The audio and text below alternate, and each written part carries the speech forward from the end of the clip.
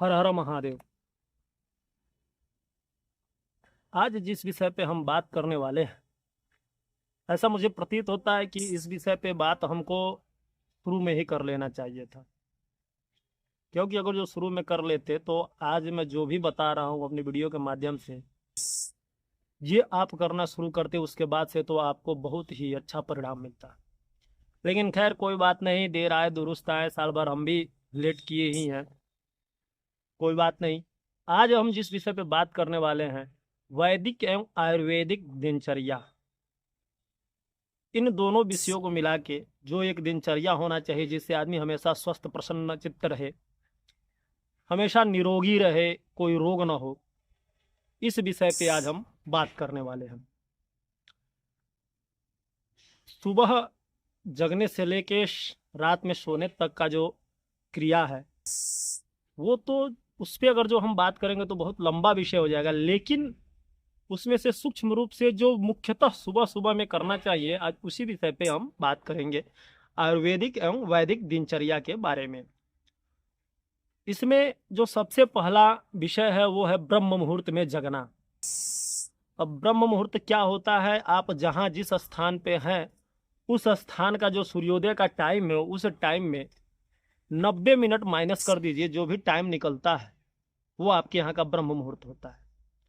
तो ब्रह्म मुहूर्त में जगना अति आवश्यक है। अगर जो आप ब्रह्म मुहूर्त में जगना चाहते हैं, सुबह सूर्योदय से पहले जगना चाहते हैं, तो आपको रात में जल्दी सोना पड़ेगा। तो आपको पहला नियम यह अपनाना पड़ेगा कि ब्रह्म मुहूर्त में जग जाइए।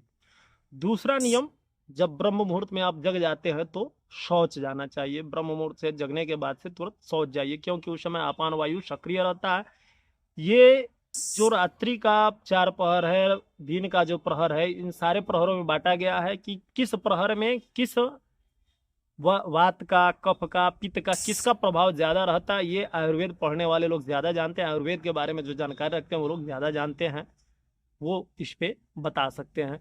तो सुबह में वायु जो अपान वायु है वो ज्यादा सक्रिय रहती है, तो उस समय आपको शौच क्रिया से निवृत्त होना चाहिए, शौच के लिए जाना चाहिए।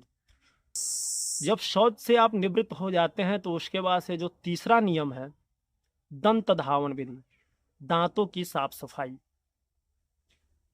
दांतों की साफ सफाई के बाद से उसके बाद से आंख को साफ करना।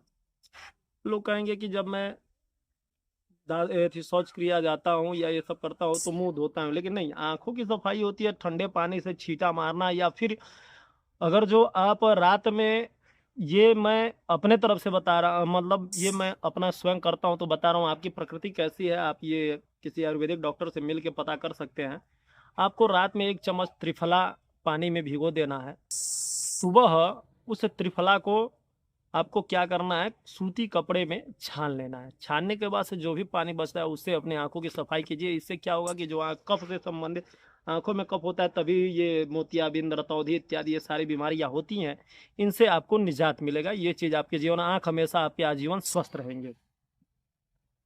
उसके बाद से पांचवा जो है नियम, वो है नस्य लेना।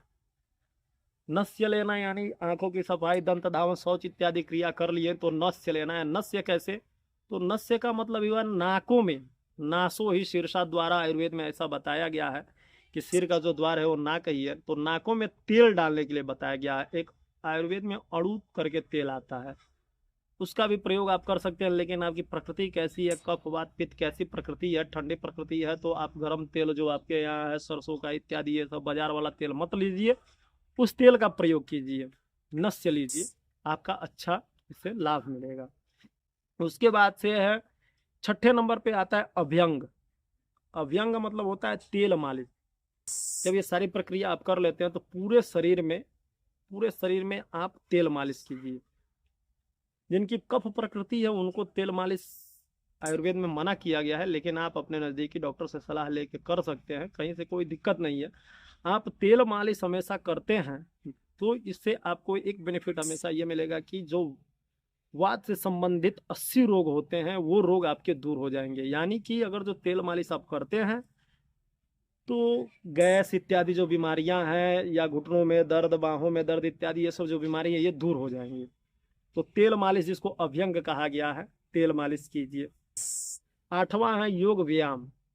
अगर जो आप शरीर से हिष्ट पुष्ट है या समय है तो आप योगा व्यायाम इत्यादि कर सकते हैं।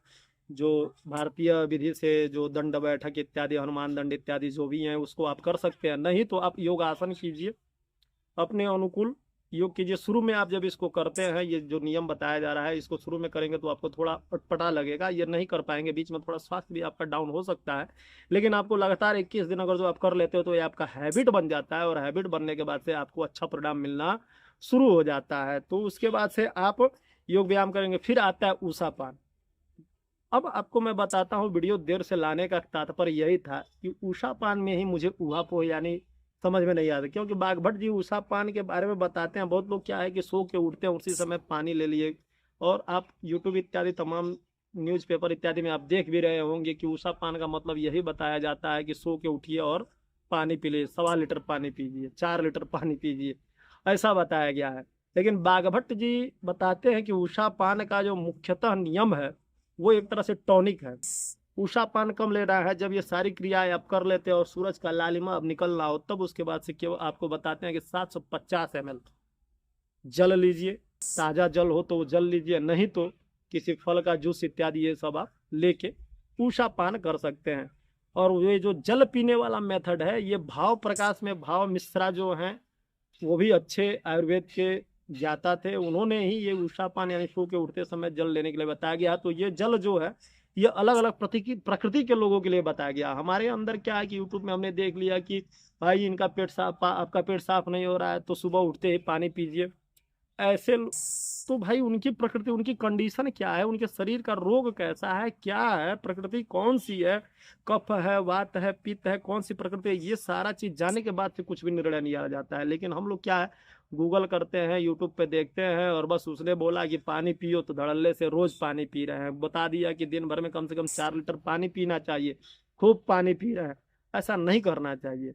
जब आपको प्यास लगे, शरीर है ये, उसको आवश्यकता होगी तो आपसे खुद शरीर मांग लेगा, आपको प्यास लेगा, आपको पानी पीना है। जब भूख लगे तो आपको भोजन करना है। तो ऊषापान का ये नियम है। अब आप अपने तरफ से देख सकते हैं, अगर जो सो के उठ रहे हैं तो तुरंत भी आप ले सकते हैं, दोनों नियम है। अब ये आपके ऊपर निर्भर करता है। अब जो 10वां चीज है मेडिटेशन या पूजा पाठ। इसमें आप मेडिटेशन भी कर सकते हैं। मेडिटेशन पे अलग से मैं मेडिटेशन हमें शुरू में आप मत कीजिए, मैं आपसे यही रिक्वेस्ट करूंगा कि शुरू में मेडिटेशन आप बिल्कुल मत कीजिए, क्योंकि आपका शरीर जब तक उस योग्य नहीं हो जाता है आप मेडिटेशन मत कीजिए। कोई ध्यान, पूजा पाठ, हनुमान चालीसा इत्यादि आप कर सकते हैं। बहुत से सुबह की पूजाएं जो हैं वो मैं अपने चैनल पे बताया हूँ, आप देख सकते हैं, प्लेलिस्ट बना हुआ है, उसमें आप जाके देख सकते हैं कि कौन सा पूजा शुरू में आपको कुछ नहीं आता तो करना चाहिए। जब इतना ये 10 क्रिया आप कर लेते हो उसके बाद से आप अपने दिन की शुरुआत कीजिए। निसंदेह ये लगातार 21 दिन तक आप इस प्रयोग को कर लेते हैं, उसके बाद से आपको इसमें बहुत ही बेनिफिट मिलेगा, इसमें कहीं से कोई संदेह नहीं है। और यही थी आज की ये जानकारी आप लोगों को कैसी लगी आप हमें कमेंट करके जरूर बताइए। वीडियो अगर जो अच्छा लगे तो ज़्यादा से ज़्यादा शेयर कीजिए। मिलते हैं फिर से किसी अगले वीडियो में नए जानकारी के साथ, तब तक के लिए हर हर महादेव।